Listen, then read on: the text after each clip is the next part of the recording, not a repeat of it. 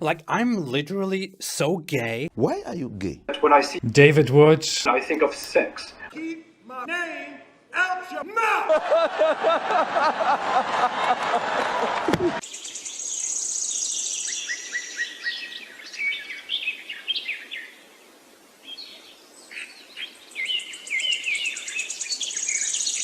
Assalamu alaikum warahmatullahi wabarakatuh, everyone. Welcome back to another episode of the Islamic podcast. So I'm back with a post.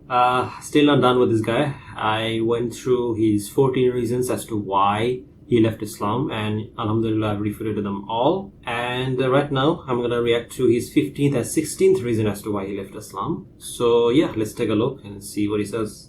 15. Intolerance of others. The Quran is not only intolerant of the Arabic polytheists, just because those in Mecca had beef with Muhammad. It is also extremely intolerant of any other religion that worships different gods, that accepts prophets after Muhammad, or only accepts prophets before Muhammad.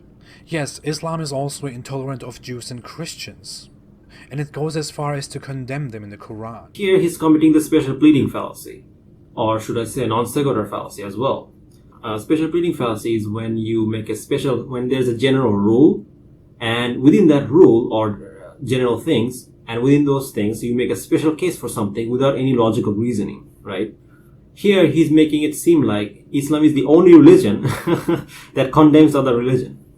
But that's not true. I mean, all religion condemns other religion, okay? All religions and even worldviews condemns other religion or worldviews, right? I mean, he made an entire career out of condemning Islam. What is he talking about? So just because Islam condemns other religion, it also doesn't mean that it's not true. How does that logic follow? How does it prove that Islam isn't true? I mean, if a pro-vaccine doctor condemns an anti-vaxxer, does that mean that vaccines aren't reliable? So what is this logic? It doesn't make any sense. I mean, if a religion condemns other religions or not, has nothing to do with if that religion is true or not, right? It's just a non sequitur. The logic doesn't follow. As a matter of fact, if that religion is true, then that religion would condemn other false or corrupted religions, right? Judaism condemns Christianity, same way Christianity condemns Judaism. Many Jewish rabbis, criticize Christianity, and many Christian priests criticize Judaism, right? This has been going on for thousands of years. So why condemning a religion is all of a sudden special for Islam? Islam isn't doing anything unique here. This is true for all worldviews as well. I mean, liberals condemn communists condemn liberals. I mean, just if you guys want to know how bad it is, atheists condemn other atheists, right? So condemnation itself doesn't say anything about the truth value of that thing. So just to give you guys some examples of how badly Judaism criticizes Christianity, there's a book called Judaism on Trial by Chaim Maccabee. It says the following: during the Middle Ages, a series of debates on Judaism were staged by the Catholic Church, including the Disputation of Paris, the Disputation of Barcelona, and the Disputation of Tortosa. So these are the famous debates that happened within the Christian community, the early Middle Age Christian community. In the Catholic Church. And during those disputations, Jewish converts to Christianity such as Pablo Pistini, Nicholas Donin claimed the Talmud contained insulting reference to Jesus. Again, you can read about this in Judaism on Trial by Chaim Maccabee. And what's interesting is that this is actually true. And I didn't think about this much, but this is actually true. So I actually went and researched this topic. And it turns out that the Talmud actually does say some really nasty things about Jesus. For example, in one place in the Talmud, it straight up says that apparently Jesus is in hell. Auzubillah, right? So they say that Jesus is in a very specific type of Jewish hell. And yes, Jews do believe in hell, okay? If you ask any Orthodox Jews or rabbis, they will tell you that Jews do believe in hell. They believe in hell. So they have this special hell. It's called Zoar Rotchat, or as it's called, or as is usually translated in English, it is translated as boiling excrement or boiling shit. So this hell is basically boiling filth, right? And any Jew who commits sin goes there. there is actually a quotation that I'm going to show to you guys. Babylonian Talmud, Gittin 57a, it says the following. Onkelos, so basically the story goes something like, there's this guy called Onkelos, and he used necromancy or magic to bring certain people back to ask them about the Jews and what is happening to them, right? So he brought back a bunch of people, and one of them was Jesus of Nazareth. Okay, so he brought back Jesus from the grave and asked him a bunch of questions, and this is what he said. Onkelos then went and raised Jesus the Nazarene from the grave through necromancy. Onkelos said to him, "Who is most important in the world where you are now?" So he has two questions. Jesus said to him, "The Jewish people." So the Jewish people are the most important in the world. Onkelos then asked him, "Should I then attach myself to them in this world?" Jesus said to him, "Their welfare you shall seek, their misfortune you shall not seek. For anyone who touches them is regarded as if he were touching the apple of his eye." See Zechariah 2:12. Onkelos said to him, "What is the punishment of that man?" A euphemism for Jesus himself in the next world. So he asked him, what punishment is Jesus receiving? Jesus said to him, "He is punished with boiling excrement. As the Master said, anyone who mocks the word of the sages will be sentenced to boiling excrement. And this was his sin, as he mocked the words of the sages." The Gemara comments, "Come and see the difference between the sinners of Israel and the prophets of the nations of the world. As Balaam, who was a prophet, wished Israel harm, whereas Jesus the Nazarene, who was a Jewish sinner, sought their well-being." You read about this in Babylonian Talmud, Gittin 57a.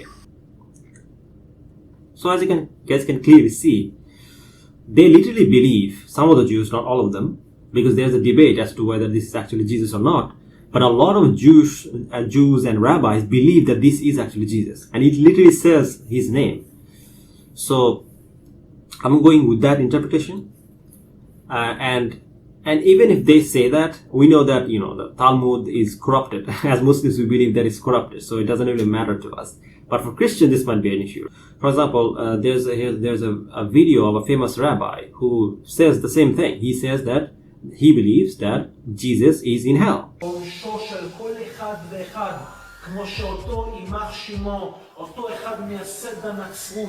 אותו אחד, מה שקורה איתו למעלה עכשיו, מות הגמרא בגיטין מוזן, אומרת שם הגמרא, דנים אותו בצואה רותחת, חבילה של צואה, של פסולת שיוצא מהקיבה של בני האדם.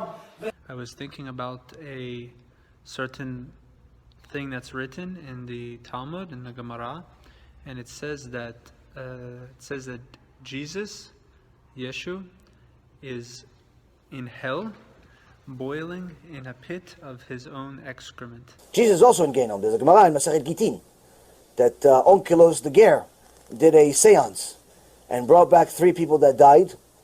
One of them was his uncle Titus in English.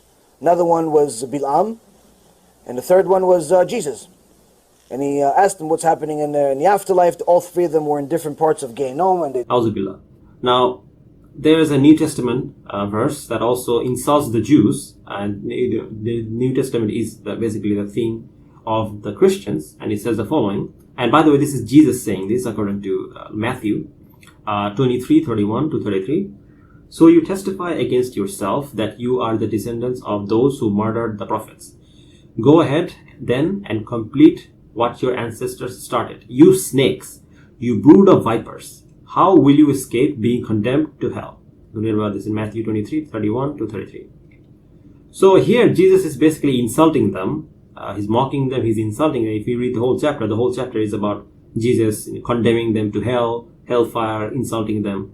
And again, like, we have no way of knowing whether this is true or false. We don't believe the Bible, we believe it's corrupted. So we have no way of knowing, but either way, the point is that their books condemn Judaism, and the Jewish books also condemn Christianity. They literally says that their God is in the hellfire, and they say that actually they will be the ones who will be in the hellfire. And this is something the Quran alludes to, by the way, that they both condemn each other. So yeah, this is just hilarious that Ridvan or Apos has no problem when other religions condemns other religion, but he only has issues when Islam does it. But the thing is, if Islam is actually true, then Islam would condemn other religions for their false belief or corrupted belief. I mean, seriously, think about this.